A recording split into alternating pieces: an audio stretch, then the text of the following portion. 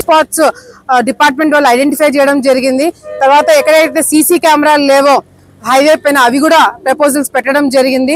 మరి ఎక్కడైతే కొన్ని గుంతలు పడిన రోడ్స్ ఉన్నాయో అవి కూడా గుంతలు పూర్పించాలని చెప్పి కూడా హైవే వాళ్ళకి చెప్పడం జరిగింది.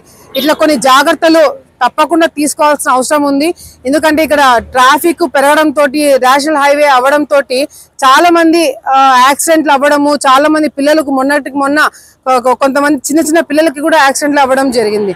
సో ఇట్లా కొన్ని ఐడెంటిఫై చేసి ప్రభుత్వం దృష్టికి, హైవే వాళ్ళ దృష్టికి, డిపార్ట్మెంట్ వాళ్ళతో కోఆర్డినేషన్ చేసుకుంటూ కొన్ని చర్యలు తీసుకోబోతున్నాము. తప్పకుండా వచ్చే రోజుల్లో ఈ ప్రాంతంలో యాక్సిడెంట్లు తగ్గించేలాగా, పూర్తిగా నిషేధించేలాగా కూడా మేము అన్ని చర్యలు తీసుకుంటామని చెప్పి కూడా సందర్భంగా తెలియజేసుకుంటూ, ప్రజలందరూ కూడా దయచేసి ఇంతకు ముందు కూడా మేము చాలా సందర్భాల్లో డిపార్ట్మెంట్ వాళ్ళు మేము కూడా చెప్పడం జరుగుతుంది. మళ్ళొక్కసారి మీ దృష్టికి తీసుకొస్తున్నాము. తప్పకుండా మీరు 2 వీలర్లో వెళ్తుంటే తప్పకుండా మీరు హెల్మెట్లు పెట్టుకోండి. మీరు 4 వీలర్లో వెళ్తుంటే మాత్రం తప్పకుండా మీరు సీట్ బెల్ట్ పెట్టుకోండి. తర్వాత ఈ ఆర్టీసీ వాళ్ళతో కూడా ఈరోజు మీటింగ్ ఉంది.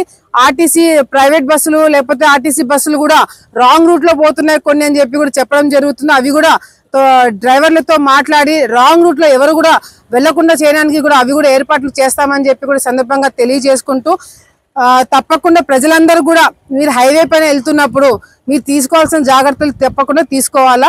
ఈసారి నుంచి డిపార్ట్మెంట్ సైడ్ నుంచి కానీ మేము కానీ చాలా స్ట్రిక్ట్ గా ఉంటామని చెప్పి కూడా సందర్భంగా ముందుగానే ప్రజలందరూ కూడా తెలియజేసుకుంటాము.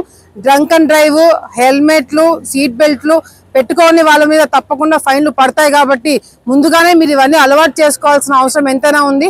ఎందుకంటే పొరపాటున ఏదైనా జరిగితే ఆ కుటుంబం అంతా కూడా రేపు పొద్దున ఇబ్బంది పడే కార్యక్రమాలు జరుగుతాయి. అందుకనే ముందుగానే కొంతగా ఇబ్బంది అయినా కూడా ముందుగానే కొన్ని జాగ్రత్తలు మనం అందరం కూడా తీసుకోవాలి. లేకపోతే మీ కుటుంబాలకి ఇబ్బంది పడతారని ముందే తెలియజేసుకుంటూ అందరూ కూడా సహకరించాలని చెప్పి కూడా సందర్భంగా తెలియజేస్తారు.